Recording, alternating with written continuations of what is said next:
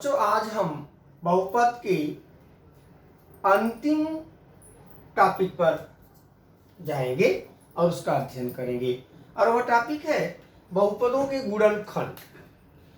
देखिए कक्षा 8वीं में भी आपने बहुपदों का गुणनखंड पढ़ा था, त्रिपदों का गुणनखंड 8वीं में भी पढ़ा था, 7वीं में भी पढ़ा था। समझ रहे हैं ना।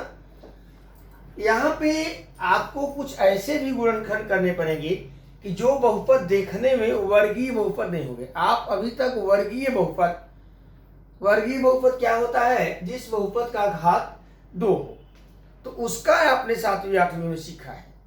9वीं में आपको कुछ ऐसे भी बहुपद मिलेंगे गुणनखंड करने के लिए जो देखने में वर्ग बहुपद नहीं होंगे, किंतु उनको हम कुछ मान करके विशिष्ट व्यवस्था के आधार पे ax स्क्वायर धन bx धन c के रूप में लिख लेंगे और उनका गुणनखंड करेंगे। आइए शुरुआत करते हैं। जो आप त्रिपदों के गुणनखंड पहले पढ़ चुके हैं।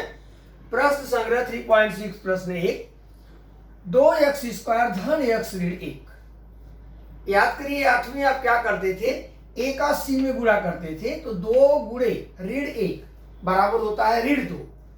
अब ऋण 2 का ऐसा 2 गुणा करो कि जोड़ने पर धन हो जाए। आपको मालूम है कि अगर अंतिम पद ऋण है तो एक गुणनखंड धन होगा, दूसरा ऋण होगा। तो धन 2 गुणे ऋण 1 ऋण 2 होगा और 2 में से घटाएंगे तो 1 आ जाएगा। तो 2x का वर्ग धन 2x ऋण x ऋण 1। 8वीं मैंने बताया था अंतिम पद ऋण है तो एक गुणनखंड धन होगा, दूसरा ऋण।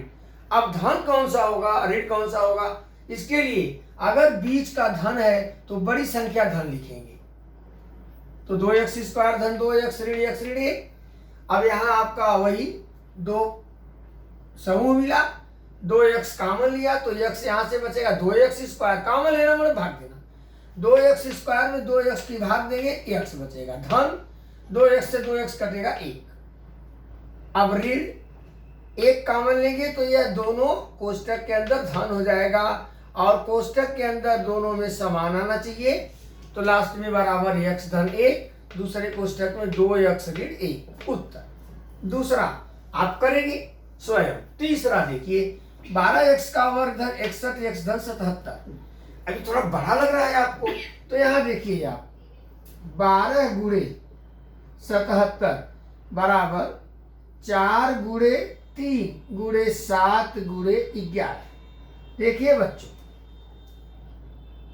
बराबर 4 तिहाई 12 और 7 11 77 बराबर 4 गुणे 7 गुणे 3 गुणे 11। हमने 7 को पहले कर दिया। अब 4 सत्ते कितना होता है 28 और 11 तिया 33। 28 धन 33 बराबर 61 हो गया। देख लिया आपने। 12 गुणे 77 बराबर 4 गुणे 3 गुणे 7 गुणे 11 बराबर 4 गुणे 7 एक साथ कर दो, गुणे 3 गुणे 11, 4 सत्ते 28 गुणे 11 तिया 33। 28 धन 33 61 बीच वाला आपको मिल गया। इसका और भी तो होगा। अभी आप 3 सत्ते 21 करो तो 11 चौक 44, 21 गुणे 44 कर दोगे तो हो जाएगा, लेकिन 44 में 21 जोड़ोगे तो 65 मिलेगा। इसलिए सही जोड़ा है आपका 28 और 33 है। तो फैक्टर कर दो, 12x स्क्वायर धन 28x धन 33x धन 77। फिर वही 2 समूह लेंगे, 12 और 28 में 4 कॉमन है, x स्क्वायर x में x, तो 4x कॉमन ले लिया, 4 तिहाई 12 3x धन 4 सत्ते 28 7 धन। अब 3x धन 7 यहाँ आना चाहिए। 3 कब आएगा, जब 11 कॉमन लोगे, 11 तिया 33 धन 11 सत्ते 77। देखो 11 77 में 11 की भाग देंगे तो 7 होगा। अब दोनों कोष्टक में यहाँ समान है तो 3x धन 7 4x धन 11। फिर चौथा आप करेंगे, पांचवा हम बताएंगे। करड़ी है, करड़ी में 3x स्क्वायर धन 4x धन 3, करड़ी में 3। सारे बच्चे विशेष ध्यान देंगे इस सवाल पे। कड़ी है 3 और कड़ी 3, तो कड़ी में 3 गुणे कड़ी में 3 बराबर कड़ी में 3 का वर्ग बराबर 3। यानी कड़ी में 3 में कड़ी में 3 का गुणा किया तो क्या मिला 3। ये तो सिंपल है ना, 3 का ऐसा दो टुकड़ा करो, दो गुणनखंड के जोड़ने पर 4 आ जाए। 3 गुणे 1, 3 1 कम 3, 3 घन 1 4 हो गया गुणनखंड। तो क्या संख्या मिली, पहली 3 दूसरी 1, इसलिए कड़ी में 3 एक्स स्क्वायर धन 3 एक्स धन कड़ी में 3। अब यहाँ आपका 2 भाग मिल गया। देखो बच्चों थोड़ा सा ध्यान दिमाग लगाओ, हमने कड़ी में 3 एक्स कॉमन ले लिया, यहां से एक्स बचेगा धन। अब आप सोचेंगे कि 3 में से कड़ी में 3 कॉमन लिया तो कड़ी में 3 कैसे बचा। यहाँ देखो कड़ी में 3 गुणे कड़ी में 3, 3 क्या है, देखो 3 क्या है, कड़ी में 3 गुणे कड़ी में 3। तो अगर 3 में से हम कड़ी में 3 कॉमन लेंगे तो कड़ी में 3 ही बचेगा, इसलिए यहाँ क्या हुआ कड़ी में 3 धन ये यक्स धन कड़ी में 3 यहाँ है, यहाँ भी यक्स धन कड़ी में 3 है, दोनों पूरा का पूरा मिल रहा है तो केवल एक कॉमन लेंगे, धन 1 एक्स धन कड़ी में 3, तो बराबर एक्स धन कड़ी में 3 एक कोष्टक, दूसरे में कड़ी में 3 एक्स धन 1। अब छठवां यानी आखिरी सवाल, तो 1/2 एक्स स्क्वायर, ठीक है। ये सब जो प्रश्न है ना, ये प्रश्न 1 के सवाल है। 1/2 एक्स स्क्वायर ऋण 3 एक्स धन 4, ठीक है। अब बताओ यहाँ 2 है, यहाँ पे 2 तरीका है। एक तो ऐसा है कि हम 3 को भी बटे में लिखे तो 6/2 होगा, ये 8/2 होगा।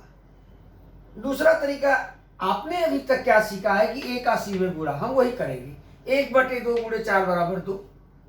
अब 2 का ऐसा 2 खंड करो कि जोड़ने पर ऋण 3 आवे, केवल बीच का पद ऋण है तो दोनों गुणनखंड ऋण हो गए, तो ऋण 2 में गुणा करोगे ऋण 1 का तो क्या होगा धन 2, ये 2 है, और 2 1 कम 2, 2 1 3, तो 1/2 एक्स स्क्वायर ऋण 2 एक्स, ऋण 2 ऋण 1 है, ऋण एक्स धन 4।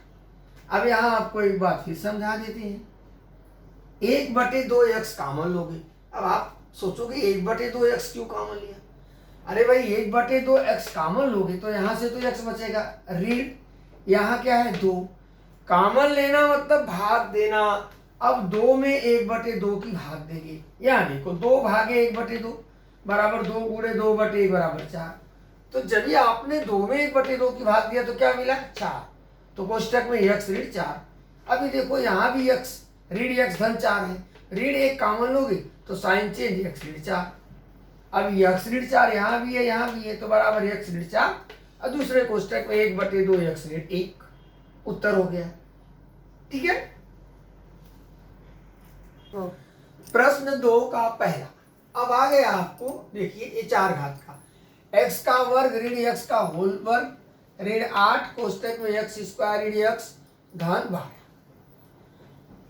देखने से वर्ग बहुपद नहीं। अब यहाँ पे देखिए ये पोर्शन और ये पोर्शन समान है बच्चों, तो माना एक्स स्क्वायर ऋण एक्स बराबर पी। अब एक्स स्क्वायर ऋण एक्स पी है तो क्या होगा, पी का वर्ग ऋण 8 पी धन 12। अब 12 का 2 गुणनखंड करो, 6 दूनी 12, पी स्क्वायर ऋण 6 पी ऋण 2 पी धन 12 बराबर पी कॉमन लिया पी ऋण 6, ऋण 2 कॉमन लिया पी ऋण 6 बराबर पी ऋण 6 पी ऋण 2। अब पी ऋण 6, पी क्या है एक्स स्क्वायर ऋण एक्स, तो एक्स स्क्वायर ऋण एक्स ऋण 6, दूसरे कोष्टक में पी ऋण 2 एक्स स्क्वायर ऋण एक्स ऋण 2, कारण क्या देंगे पी का मान रखने पर। अब इसका खंड करो त्रिपद का, 6 का क्या होता है 3 दूनी 6, एक बड़ा कोष्टक बना दो, एक्स स्क्वायर ऋण 3 एक्स धन 2 एक्स ऋण 6, दूसरा बड़ा कोष्टक बना दो, ये ऋण 2 है, ऐसा 2 गुणनखंड की जोड़ने पर ऋण 1 आ जाए। अब यहाँ देखो मैं लिख दे रहा हूँ ऋण 6 बराबर ऋण 3 गुणे 2 और ऋण 2 बराबर ऋण 2 गुणे 1, तो ऋण 2 गुणे 1 एक्स स्क्वायर ऋण 2 एक्स धन एक्स ऋण 2, ठीक है। अब तो वही कॉमन लेने वाली बात, x कॉमन x ऋण 3 धन 2 कॉमन x ऋण 3 बड़ा कोष्टक बंद, x कॉमन x ऋण 2 धन 1 कॉमन x ऋण 2 बड़ा कोष्टक बंद बराबर x ऋण 3 तो x धन 2 x ऋण 2 तो x धन 1 और यही आपका उत्तर है।